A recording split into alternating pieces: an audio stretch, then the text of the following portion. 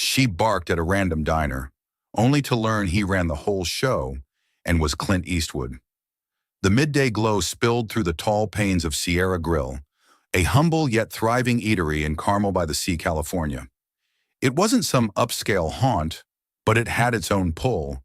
Rough around the edges, sleek in spots, the kind of place regulars swore by, especially on a lazy Thursday noon. For Megan, a 23-year-old server scraping by, that pull didn't dull her simmering aggravation. Her shift had been a circus from the minute she clocked in. "Table 7's whining for more ranch," snapped a coworker. Megan didn't even flinch, scribbling orders in her battered notepad. Her ponytail whipped as she zigzagged through the chaos, dodging gripes about bloody steaks, split bills, and vanished cokes.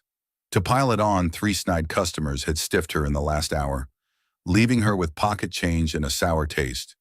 So when an old guy in his 80s shuffled in and parked himself at a lone table by the wall, Megan was already teetering. He didn't scream money. Faded flannel shirt, jeans worn thin, and a beat-up Stetson slung on the tabletop. His boots looked like they'd trudged through decades of dust. Megan gave him a quick scan, her lip curling into a tired sneer. "Terrific," she muttered under her breath. "Another cheapskate. Who'll sip coffee and dime me?" But she couldn't duck him forever. Her coworker jabbed her arm, whispering, "Table 12's yours." Megan groaned, snatched her notepad, and plastered on a brittle smile as she approached. "What'll it be today?" she asked, her tone razor-thin with impatience. The man looked up, his piercing eyes locking onto hers for a beat. Something about him rang a faint bell, but Megan couldn't place it. "Just a burger," he said calmly, his voice low and rough, like gravel rolling under a tire. "Burger. Got it. Anything else?" Megan pressed, her pen tapping a restless rhythm on the pad. "No, ma'am," he replied, tipping his hat a fraction. She smirked as she turned for the kitchen, muttering, "Ma'am, give me a break," under her breath. But as she pushed through the swinging doors, a nagging itch crept up her spine. He wasn't like the usual loudmouths, brash, demanding, or checked out. He carried a stillness, like he was sizing up the room, waiting for something to unfold. Megan shook it off. Just another order, another table, another measly tip. But she was dead wrong. Megan swung back to table 12 with his burger, the plate landing with a careless clink. She was running on fumes now, her smile a ghost of itself. The man didn't blink, or if he did, he didn't let it show. "Here you go," Megan said, flicking a stray strand of hair from her eyes as she plunked the ketchup down. "Need anything else?" He glanced at the burger, then back at her. "Nope. Looks good. Thanks." His words were polite, but there was a quiet steel in them that made Megan shift on her feet. She lingered a second too long, not sure why. She should have bolted to the next table, but something about his steady vibe needled her. Maybe it was how unbothered he seemed while the restaurant churned around him. "You're not from here, are you?" she blurted, propping a hand on the table's edge. She couldn't stop herself. "Nope, I'm not," he said simply, cutting his burger with a surgeon's precision. "Didn't think so," she shot back, smirking again. "That hat's a dead giveaway, like you just rode in from a ghost town." For the first time, he cracked a smile. Not big, just a faint twitch at the corners. "Something like that," he said. Megan waited for him to bristle or snap, but he didn't. That only stoked her irritation. She was done with fake courtesy, done swallowing her thoughts. "You know," she said, dropping her voice like she was spilling a secret, "people don't usually stroll in here, looking like they just lassoed a steer." He didn't bite right away, taking a slow, deliberate bite of his burger instead. Then after a pause, he said, "Guess I'm not your usual type." The words were plain, but they landed with a thud she didn't expect. A flicker of unease sparked in her chest, but she smothered it fast. "Enjoy your meal," she said, shoving off the table and striding away before he could respond. She thought she'd had the last say, but as she cleared a nearby table, she caught him watching her. Not creepy, just steady, like he was peeling back her layers. It rattled her, and she couldn't pin down why it hit so hard. But that look was about to turn her day and her life inside out. The lunch rush ebbed, and the restaurant settled into a hum. Megan finally snagged a moment to breathe, leaning against the counter, scrolling her phone, while keeping one eye on her tables. Her gaze flicked to table 12, where the man polished off his meal. No hurry, sipping his water, eyeing the room with a quiet spark. "Hey, Megan," her co-worker Danny said, strolling by. "Isn't it weird how mellow that guy is? Like he's drinking it all in." Megan shrugged. "Yeah, some people act like the clock doesn't tick." Danny grinned. "Maybe he's somebody big. He looks kind of familiar, right?" Megan snorted. "Somebody big? Sure, and I'm the mayor of Monterey." Danny raised a brow but didn't push. Megan wasn't in the mood for theories. Instead, she grabbed table 12's check and marched over, determined to keep it quick. "Here's your bill," she said, sliding it onto the table with a tight smile. "Whenever you're ready." He glanced at it but didn't touch it yet. Instead, he looked up, his sharp eyes pinning hers. "You like this job?" he asked, his voice even but deliberate. The question blindsided her. She faltered, her smile cracking. "It's fine," she said, shrugging. "Pays the rent, you know." He nodded slowly, his face a blank slate. "A job's what you make it," he said after a beat. "But you're hauling a lot today." Megan's cheeks flushed. Who was he to judge her mood? She crossed her arms tight. "Look, it's been a grinder of a shift, okay? Not everyone gets to loaf around, eating burgers and playing Sage." To her surprise, he didn't flinch. He just leaned back, a shadow of a smile tugging at his lips. "Fair enough," he said. "But how you treat folks when it's rough says more about you than you might reckon." Megan's temper flared. Was he preaching at her?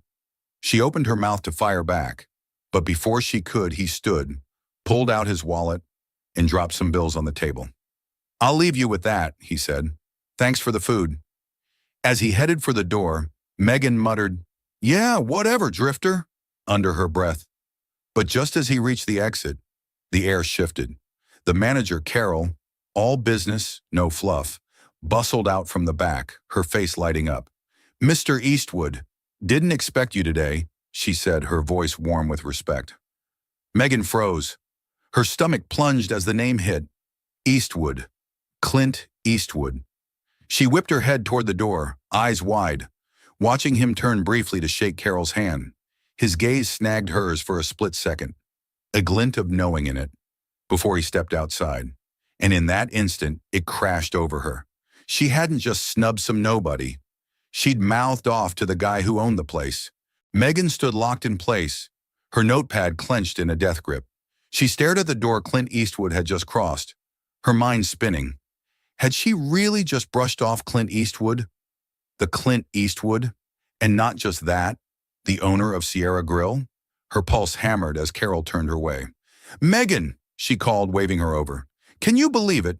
Mr. Eastwood popped in. He's been slammed. Haven't seen him in weeks." Yeah, wild," Megan stammered, her voice a thread. Carol didn't clock her panic, too caught up in her own thrill. "You know, this place is his baby. He's in on every detail. Why we're always telling you guys to step it up. Never know when he'll show." Megan felt the walls close in. She replayed every jab she'd thrown, every eye roll, every snip. Shame scorched her face. "You okay?" Danny asked, noticing her chalk-white stare. I need a minute," Megan rasped, bolting for the break room. The door clicked shut. She let out a jagged breath and sank into a chair. How had she been so blind? 2 years at Sierra Grill, and she'd never bothered with the whispers about the mystery boss. If she had, maybe she'd have pegged him, or at least kept her trap shut. Her head buzzed, but one thought screamed loudest. What now? Little did she know. Clint wasn't finished with her yet.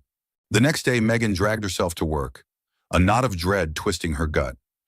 Sleep had dodged her, yesterday's fiasco looping on repeat. Every memory of Clint Eastwood's cool stare and that final glance made her cringe. What if he'd ratted her out to Carol? What if she was canned? She couldn't lose this gig, not with rent due soon and loans breathing down her neck. She spent her morning shift dodging Carol's eyes, pouring every ounce of effort into her tables, smiling, smoothing edges, refilling drinks before anyone asked. It was the most she'd hustled in months.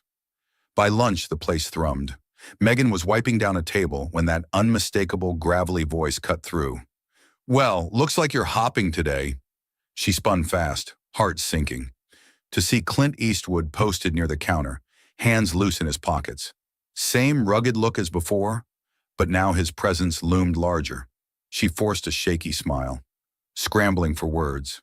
Mr. Eastwood, hi. Didn't expect you back so soon." He tilted his head a touch, his face unreadable. "I like dropping in on my spots now and then. Keeps folks sharp." Megan swallowed hard, palms slick. "Right. Well, it's all good today." He gave a small nod, then scanned the room. "Looks it, but you're wound tight." She stiffened. Of course he'd see it. He saw everything. About yesterday." He raised a hand, cutting her off. "No need to backpedal," he said coolly. "Not here to grind you down." She blinked, thrown. "You're not." "Nope," he said, steady as stone. "But there's a takeaway here. You never know who you're facing, or what's on their plate. A little grace goes far." Megan's throat tightened. She couldn't find her voice, so she just nodded, a lump swelling inside. "Look, I've had my own rough days," Clint went on, his tone softening a shade. "How you ride them out shows who you are. And trust me, people notice." Her face burned. His words weren't a slap. They cut deeper, truer. He wasn't here to shame her. He was handing her a mirror. "Thanks," she whispered, barely audible. "I mean it." He tipped a faint smile. "You're welcome. Just keep this. Every moment's a chance. Use it right." With that, he tipped his hat and walked out, leaving Megan rooted, swamped with a storm of feelings. And for the first time in ages, a spark flickered inside, a nudge to be more. Over the next few weeks, Clint's words stuck like burrs, ringing every time she hit the floor. Every moment's a chance. Use it right. She didn't know how to shift gears at first. She wasn't the type to fake big grins or coo over tables like some did. But Clint's quiet steel and grounded grit had hooked her. She didn't need to play a part, just show more patience, more heart. So she started small. When a stressed mom with 3 kids sloshed a soda across the table, Megan didn't flinch or sigh. She grabbed a rag, smiled, and said, "No biggie, happens to us all." When an older couple asked her to rerun the specials 3 times, she didn't bristle. She walked them through it, even tossing in her own picks. And what shook her most, the more she leaned into kindness, the lighter she felt. One night near shift's end, Carol called her into the office. Megan's stomach flipped as she stepped in, bracing for the axe. "You've been here a while," Carol began, hands folded on the desk, "and I've seen a change in you lately. A good one." Megan blinked, caught off guard. "Oh, thanks." "Don't know what flipped the switch," Carol said, "but keep it up. The customers feel it. One even left a note last week, raving about you." Megan's chest swelled, pride and disbelief colliding. As she left the office, a grin crept up. She had a long road ahead, but for once, she felt like she was moving forward. That night, as she locked up, she glanced at the sign out front. It wasn't just a paycheck anymore. It was a proving ground, a place to grow, maybe even matter. And she owed it to the quiet stranger who'd rolled in one frantic afternoon and dropped a lesson she'd never shake. Because sometimes the smallest sparks ignite the biggest shifts, and every step's a shot to rise up. If this hit you, smack that like button and share it with someone who needs a lift. And don't sleep on subscribing for more raw tales and lessons that nudge us to show up better every day.